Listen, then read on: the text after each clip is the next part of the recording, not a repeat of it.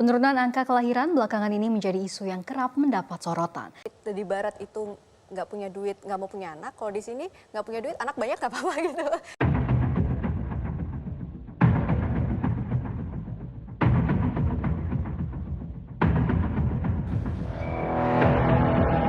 Fenomena child free semakin menjadi sorotan di tengah isu penurunan angka kelahiran dan pernikahan, baik di Indonesia maupun negara lain seperti Jepang dan Korea Selatan. Di Indonesia, angka pernikahan muda mengalami penurunan, dan banyak pasangan muda yang memilih menunda atau bahkan tidak memiliki anak. Di Jepang dan Korea Selatan, situasi ini lebih ekstrim, dengan angka kelahiran mencapai titik terendah dalam sejarah. Pemerintah kedua negara bahkan menawarkan insentif finansial, namun tak mampu mengubah tren ini. Pilihan untuk hidup tanpa anak memicu beragam reaksi. Di satu sisi, child free dianggap sebagai hak individu yang sah. Di sisi lain, banyak yang melihatnya sebagai ancaman bagi keberlanjutan populasi dan nilai tradisional keluarga. Video ini bertujuan memberikan pemahaman mendalam tentang child free, mengupas alasan di balik keputusan ini, serta dampaknya bagi individu, masyarakat, dan dunia.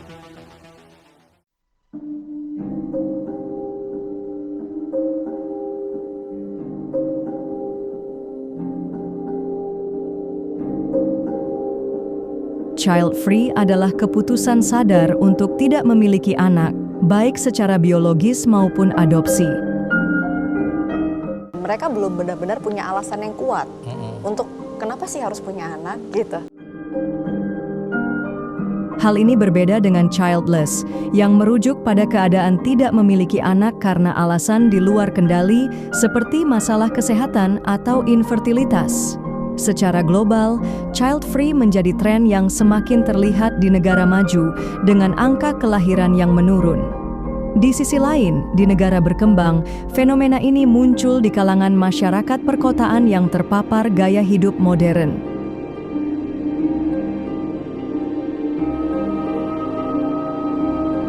Anak itu yang bikin pasangan itu berantem kan, bahkan ketika punya anak katanya kebahagiaannya terus menurun gitu. Alasan paling kuat untuk memilih child free itu adalah ketika kebahagiaan mereka tidak diukur dengan punya anak.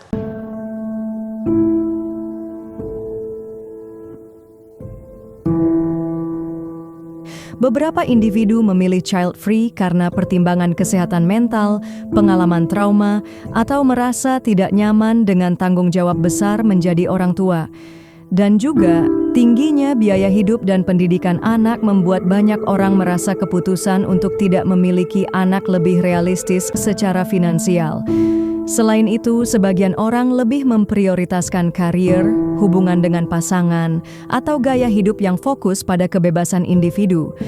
Kalau cewek kan yang tadi kita bilang kayak bahkan bisa 24 jam menghabiskan waktu untuk si anak. Di New York itu mereka yang memiliki ekonomi rendah justru malah memutuskan untuk tidak memiliki anak karena mereka realistis. Dengan memilih child free, individu memiliki lebih banyak waktu, energi, dan sumber daya untuk mengembangkan diri dan mengejar mimpi pribadi.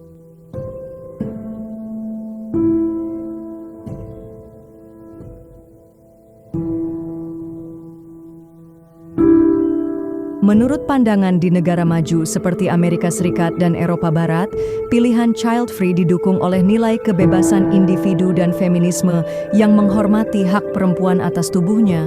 Berbeda dengan Jepang dan Korea Selatan, yang mana norma keluarga tradisional masih kuat, sehingga child free dianggap sebagai ancaman terhadap keberlanjutan populasi. Justru malah dengan level pendidikan yang rendah, mereka lebih banyak yang akhirnya menikah di usia dini. Ntar tua sendirian loh, berarti lu merawat anak untuk masa tua gitu kan.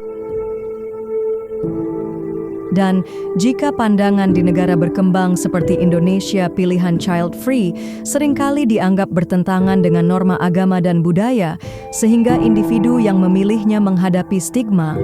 Berbeda dengan India, yang mana fenomena ini mulai diterima di kota-kota besar, tetapi masih sulit diterima di pedesaan.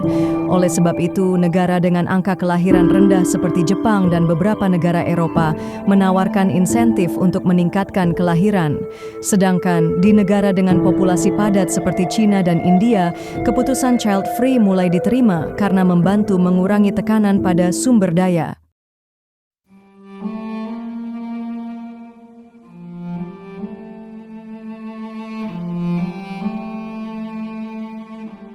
Mereka yang memilih child free memiliki kebebasan finansial, lebih banyak waktu untuk diri sendiri, dan kualitas hidup yang lebih baik.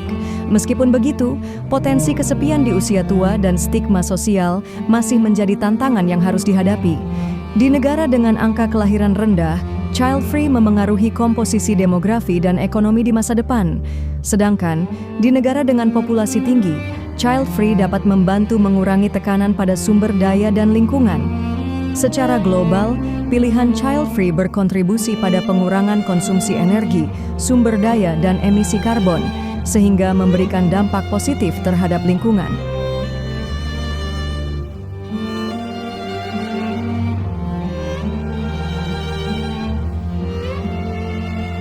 Pilihan untuk child free tidak hanya berdampak pada kehidupan pribadi, tetapi juga pada dunia.